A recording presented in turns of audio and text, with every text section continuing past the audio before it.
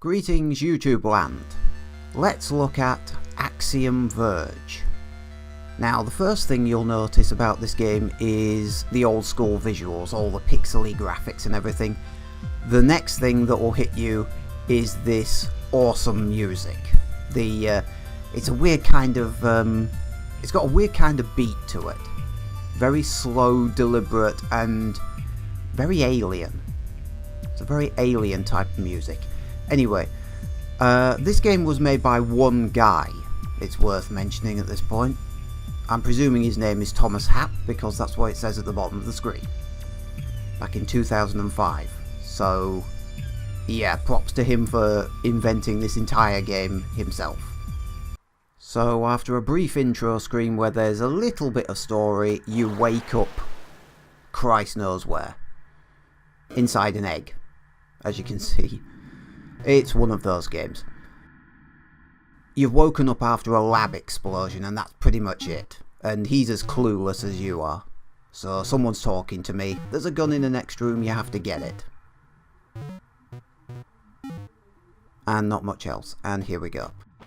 You can't get through the right hand side, the bubbles are blocking you. That's a save point as well, by the way. So we have to head left. Pretty straightforward platforming. And there's the gun. The Axiom Disruptor. It's basically your standard weapon. So the main weapon, as you can see, fires in any direction, and you can fire from a crouched position as well. If you hold a button on the pad, I believe it's L1, you can lock your shooting direction, and you can even lock your position when crouching and allow yourself to shoot in any direction. So now we've got the gun, we can shoot past all these red bubbles that were blocking our path. So now we can get out the right hand side of the area. We'll just save the game before we go any further. And there we go. You use an egg to save your game. So in case you hadn't already noticed it, this game is kind of like Metroid or Castlevania. It's one of those sort of open world games. Not really an open world game though, because the only way to make progress is to find the next weapon or gadget or ability or whatever it is that lets you move forwards. Shooting some bad guys, pretty straightforward stuff. Eventually you're supposed to go down there, but I haven't got the right gadget. Not yet. Heading on upwards.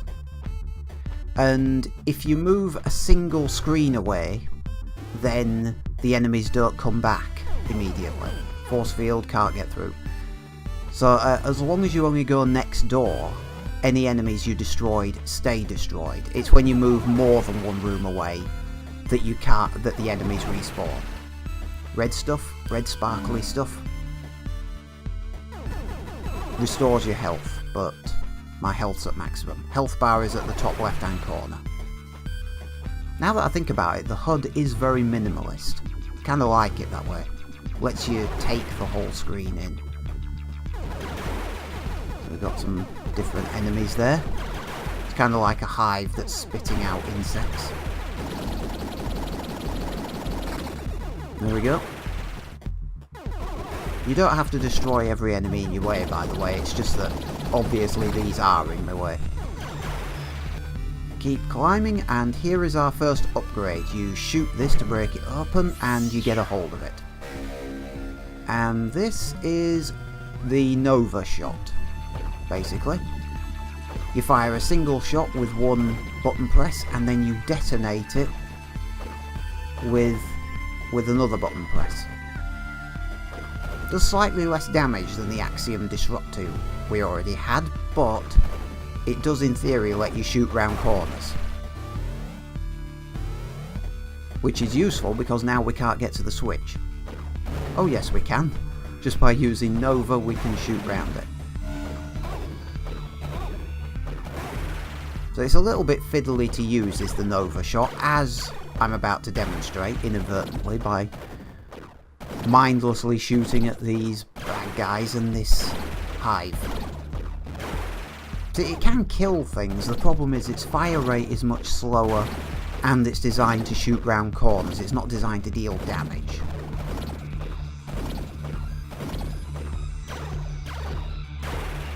This carries on for quite a while. Now at this point I kind of spaz out a little bit, and the reason for this is I'm trying to work out what weapon select is, and it's not what you would expect. It's the only little wrinkle in this game. I've played this game a lot and I couldn't remember what weapon select was because it is so unusual. You press every button on the pad, you know, triangle, square, circle, X. You press the touchpad, you press options, you press the directional pad. Nothing works. The shoulder buttons, it doesn't select your weapon. So at some point... Nope, still looking through the menus. Still trying to find it. Right, so at this point I work out finally to try the configuration, and it turns out it's the right thumbstick. It's the right thumbstick switches weapons. Press the right thumbstick in any direction and it brings up the weapon wheel, then you use the right stick to pick a weapon. So it is so unusual, even I, who am used to this game, I didn't think to try that. Now we've got Nova, we can get past some of these force fields. There we go. No problem. Oh good, more hives. But at least we've got the right weapon this time. New enemy type, these things just tend to swarm you unless you're very aggressive. Yeah, not too much of a problem at the end of the day.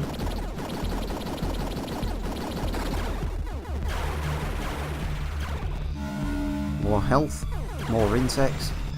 Gotta watch out for those little pellets that they shoot at you. Those things are really small.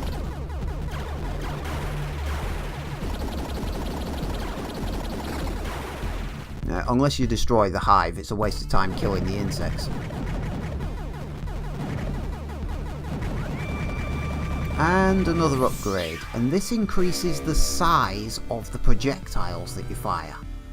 It doesn't sound like much, but when you find a lot of those size enhancement upgrades, they all add up. All of a sudden you'll be firing bigger pellets and it'll be harder for you to miss the enemy. It makes a huge difference against certain types of enemy.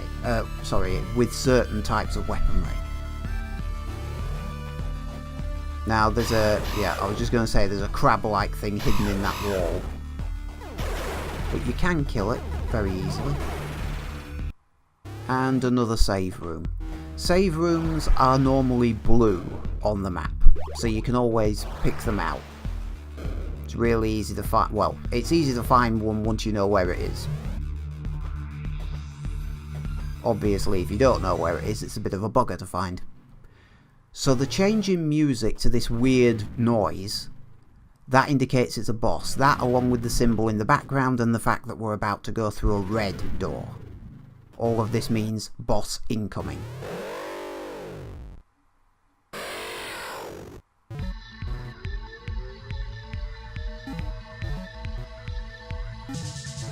Brief conversation before most of the bosses.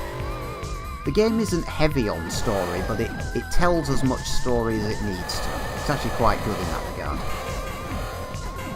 So I accidentally discovered a bit of an exploit here. If you sit right beneath it in the corner, it can't hit you. Also notice that shooting it in the back doesn't work. You've got to shoot it either in the gun. Those mines you can walk through, as long as you're not in the middle of the explosion.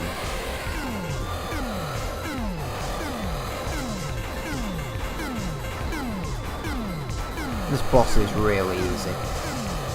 Well, he is once you know how to beat him, and as you inflict more damage on him, he speeds up, but it doesn't take much to kill him. And then we've got a ton of red stuff. You don't have to collect it all. Just regenerates your health, but that's just what happens when you kill a boss. The explosions are pretty epic, considering that the boss just blasts into pieces. New upgrade, laser drill. So now we can cut through this rock.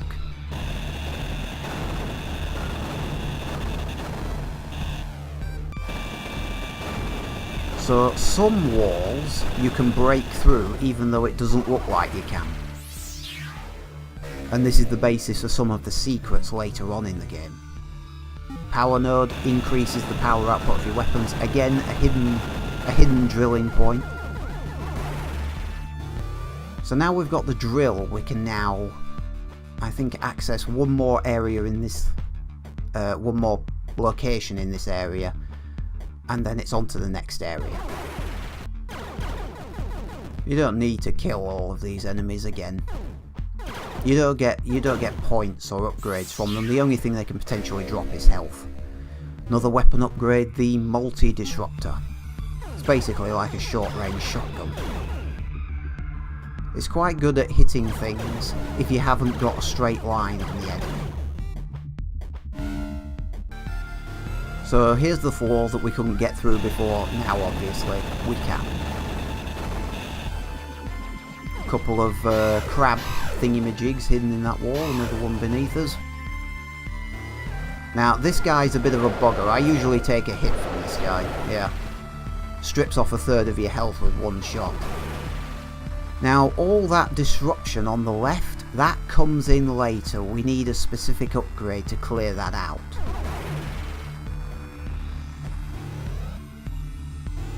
This game has an obsession with glitches. They look like this one. It looks like there's something wrong. In any other game you'd think there was something wrong. It's not. It's part of the game. You just can't do anything about it yet. By the way, if you blow up enough of this red bubbly stuff, you can get a trophy. In case you're interested. Power node, I believe, but oh no, health node. Yeah, I really paid attention to this game. So that health node just extended my health by, I think it about doubled it. So now we've entered a new area, and you can tell that because, well, partially because the colour and the music has changed, and also because there's an arrow on the map pointing into new areas when you enter them. You can see the enemy projectile coming through the wall there, so that's a clue that you should probably use the drill. Unfortunately you can't see what's on the other side of there, so I got hit.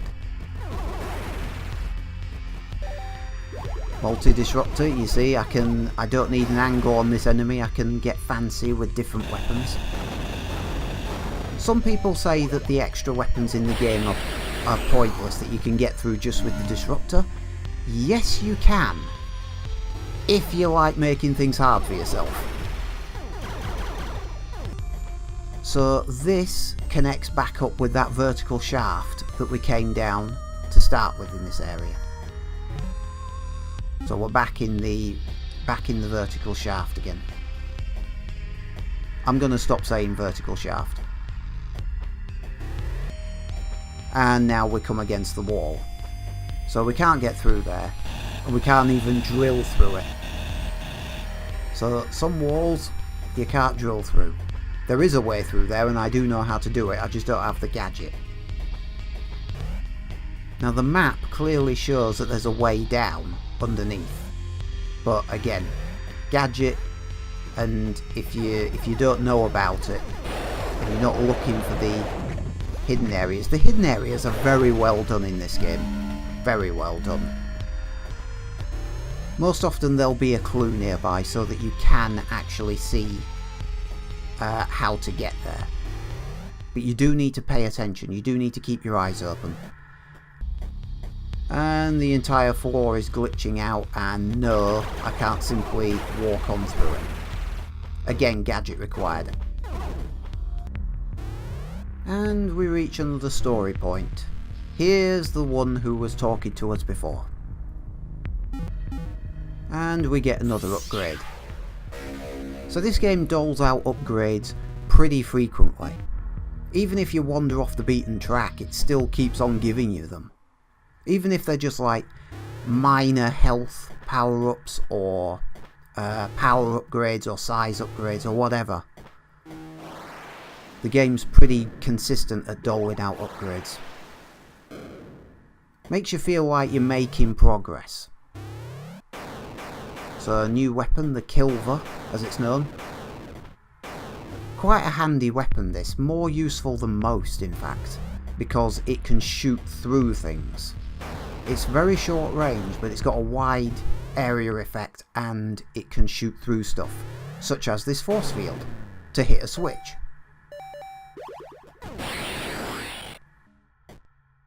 Now there's a little collectible hidden just beneath me there, but I can't get to it. I can't get through the floor and I can't drill through the wall either. So yeah, I don't agree with other people when they say that you can get through, well, you probably can get through the whole thing with just a straightforward Axiom disruptor, but why would you make life harder for yourself? Lot of bones. Even more bones. I like how the story is subtle in that way. It doesn't tell you a lot of people died here. It shows you. It's a case of show, don't tell. And that's what this game does. Yep. A fight is kind of inevitable. And the first thing I do in this fight is get hit great.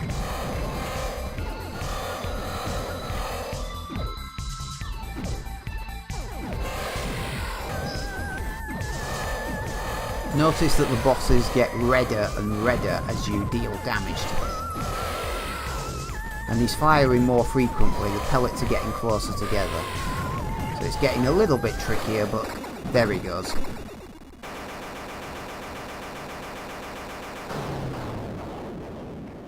Love the explosions.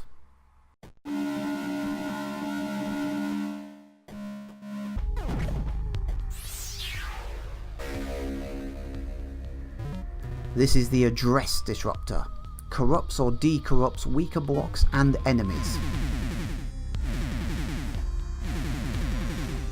So with our new gadget, we can go even further into the game. So, you just shoot it at blocks that are glitching out. Most people call this the glitch gun, because that's effectively what it is. So you glitch out these blocks and you can stand on them like platforms. And it's worth bearing in mind that you can de-glitch them as well. Actually, I'm not quite sure if you can de-glitch enemies. I'm not quite sure why you'd want to, but... So you glitch these bubbles and they become platforms. Because normally if you stand on those bubbles, they just pop. So you glitch the enemy and that's it, they're immobilized. Or at least with these ones, each enemy has a different reaction to you. And you've got to be a bit careful, because at this point the insects, when you glitch them out, normally they just slowly orbit the hive and shoot at you, but when they glitch out, they suddenly move quicker. They gain an increase in speed and they charge you. If you glitch out the hive, however, it spits out health at regular intervals. So each enemy reacts to the glitch gun differently. These enemies, you glitch them out and they gain the ability to smash bits of the environment that are vulnerable. It's pretty nifty as the glitch gun. You learn to try to glitch out everything after a while. It's just one of those games where you have to experiment. You have to try to drill through as many walls as possible, and you have to try to glitch out as many things as possible.